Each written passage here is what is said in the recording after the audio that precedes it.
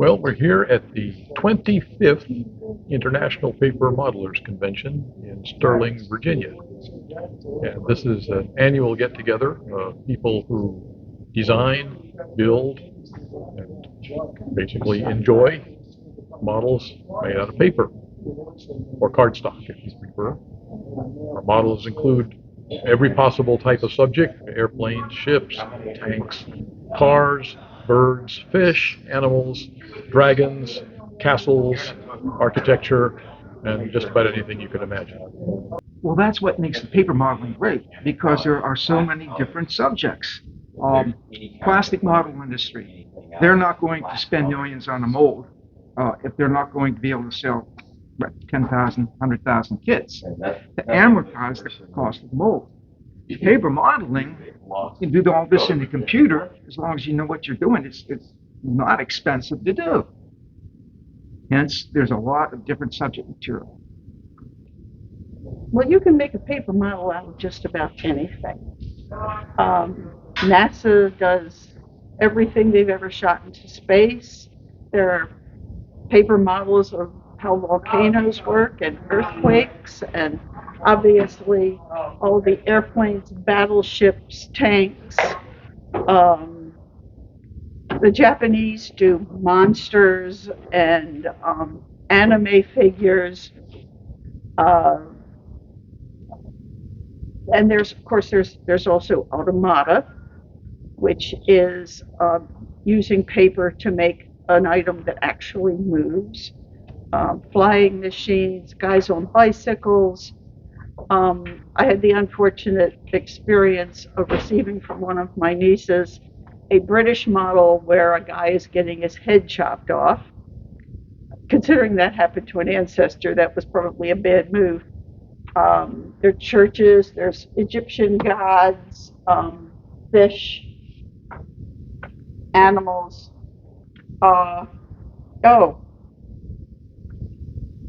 Bats, dioramas.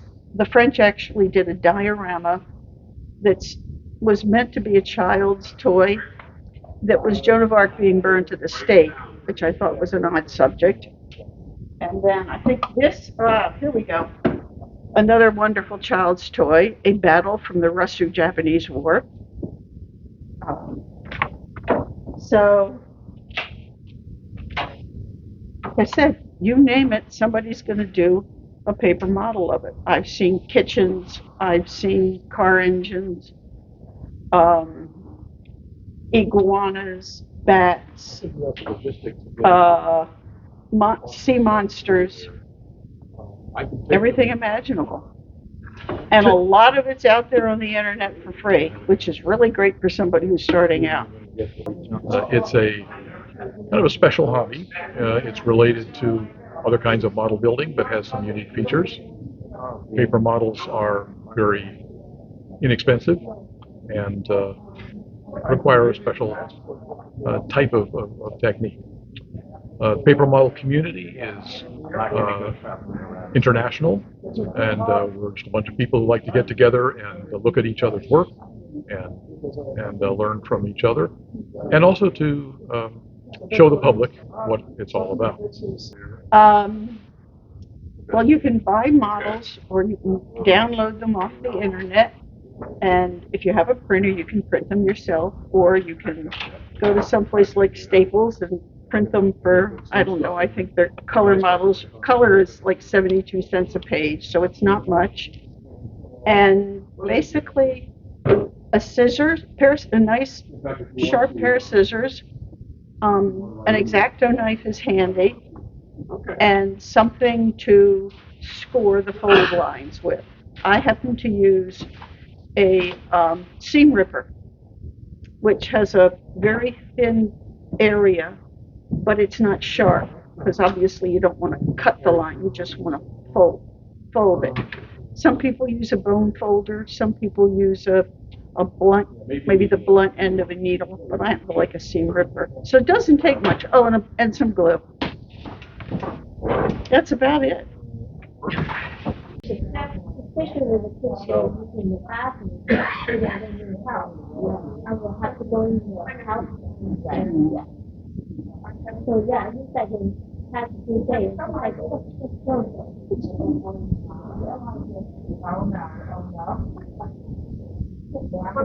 The only thing I've seen with we talked to friends, and she didn't friends, yeah. But she called me and told me about not on big, but they have a 2 or 3 bedroom house. It's what they thought it was. I haven't seen it up to the living room and dining room.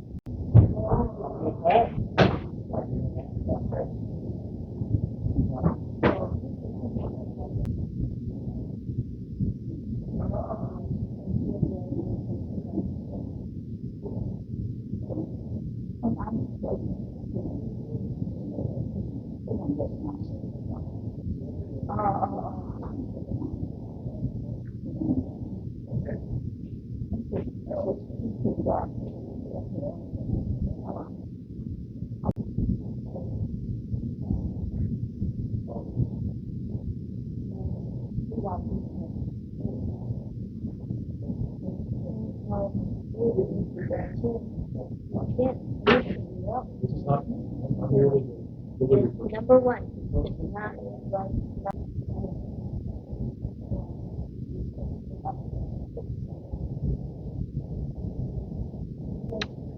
I specialize in making kits of historic buildings as a nonprofit hobby, basically, for the sites themselves. And so I make the buildings, design the buildings for free. They pay for the printing, and they keep the profits when they sell them in their shops. I'm basically a wannabe architect. I wanted to be an architect when I grew up, only I ran into calculus. So now I do these instead. This is the form of the house as it was built. This is Thomas Jefferson's other house. Everyone knows about Monticello. Not very many people know about Poplar Forest, which is outside of Lynchburg, Virginia, which he finished in 1806. And he was a very great fan of Andrea Palladio, and he believed in octagons. And they're octagonal pieces of Monticello, but this is a complete octagon. The house is built inside of. This is the Cape Henry Lighthouse in Virginia Beach. This is another building from Charleston, South Carolina, the fireproof building. This is a building that was in a park in Urbana, Illinois, where I went to high school, and I would walk past that every day when I went home from school. Generally speaking, I like ordinary buildings. So rather than these great mansions, I prefer things like the tavern down there, which is a building that grew by pieces over the years. Okay, this is a model of Tsar Alexander II's yacht, Lavidia, and it was actually number 2. His first yacht by that name had sunk in a storm in the Black Sea. This one is circular, basically, with a flat bottom, and it was designed that way because his wife would get seasick, and being flat-bottomed, it would not roll as much as a standard hull would. It was built in Scotland and delivered to the Tsar as they were taking the ship through the Bay of Biscay to the Mediterranean. It hit a storm, and she was battered around pretty badly. A number of watertight compartments inside the hull were flooded, which they noticed when they got the thing back to the Black Sea. It's a commercially available kit. Oliver Weiss, who has a graphics company, puts the kit out along with about 4 or 5 other ship models. Worked on it for about 11 months. The hardest thing that I had to figure out was how to do the railings to make them look good, and the little benches. And what I used for the slats and the benches and all the rigging and the railings is 4/0 suture silk. The same thing was used on the block and tackle on the davits for the ship's boats. That's supported by dolphins that I made a mold for and cast out of aluminite, basically a resin, and painted. I ground the bulging eyes off of them and added, what do they call them, rhinestone like jewels that I got at Michael's. It's a craft store. The davits and the stanchions on the boat deck are fluorous wire. The chains, they're metal. That's about it as far as metal goes on it.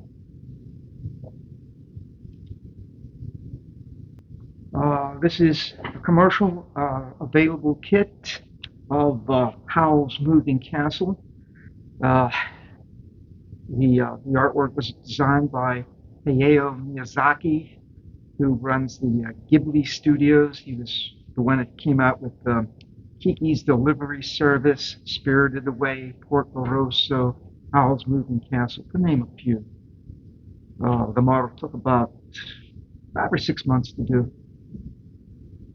And it wasn't that challenging, but it was different for me because I've never built anything architectural that was so animated. Well, no, it can be relaxing. I I've always liked model building since I was a kid. I've built models all my life. And I think there's a pleasure of seeing something take place that you've assembled. But I also have an interest in history, and so when I build a airplane or a tank, I would like to know about it. And so I like to do research to find out about what that particular aircraft was. Like that little Breguet airplane that flew with the American Expeditionary Force, American Army Air Service in World War I, or the light tank over there that went to China with the Marines in 1927, and the background to it. And so the historical research to me is also an important part of this. And I also like the fellowship of being together with other paper modelers, which I always enjoy coming here to see old friends, some of whom I only see once a year.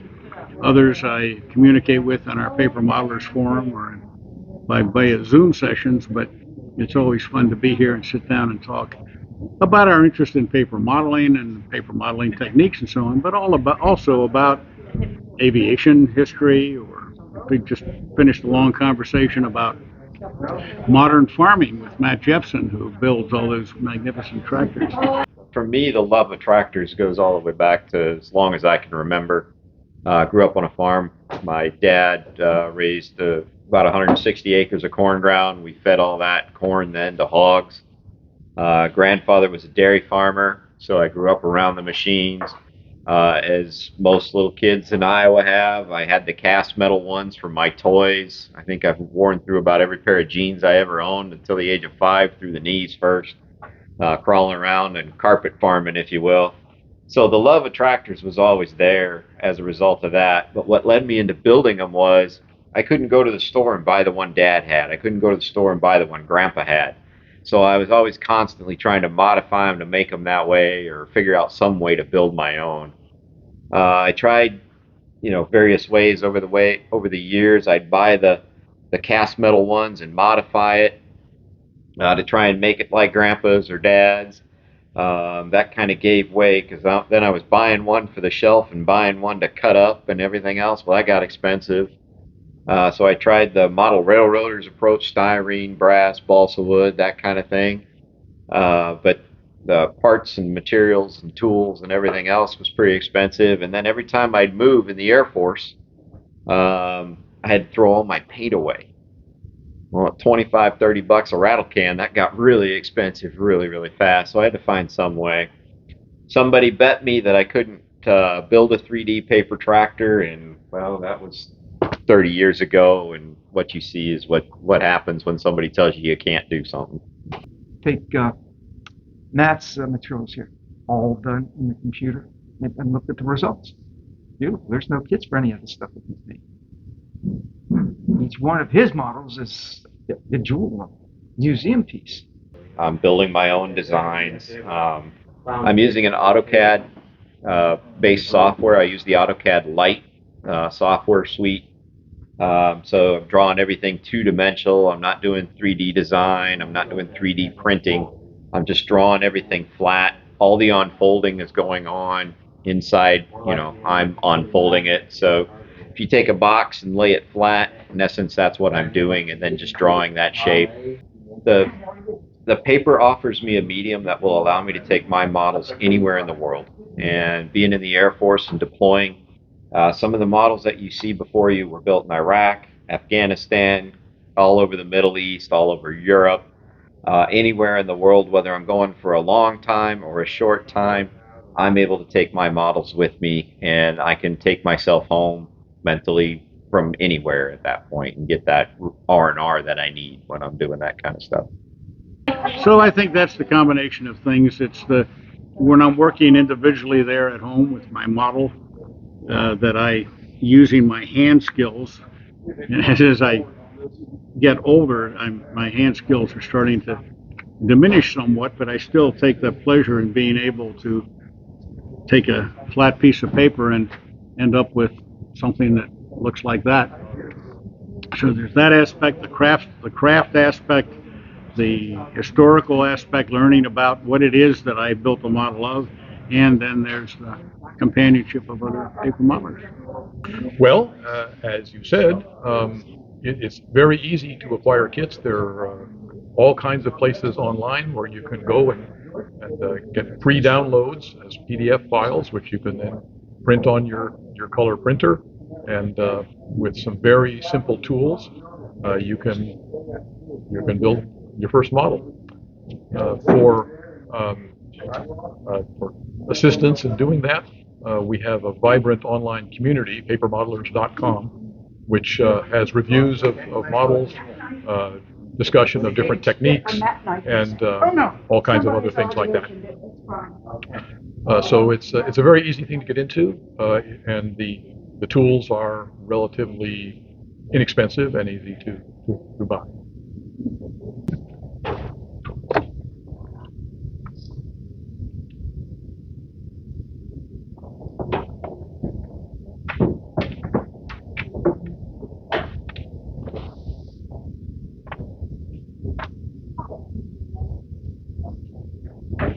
I've always been fascinated by buildings.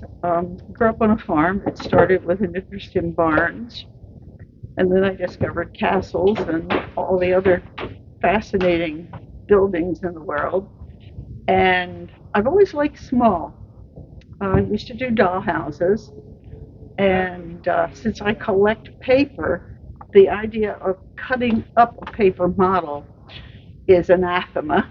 So I figured, well, I'll just copy them on my copier, and copiers can reduce. So I started reducing, and we just kept going as small as we can get. Also, they take up a lot less space, use a lot less paper. They're just fun. I just love little, obviously. Also, the other advantage with small things is they're easy to put away at the end of the exhibit.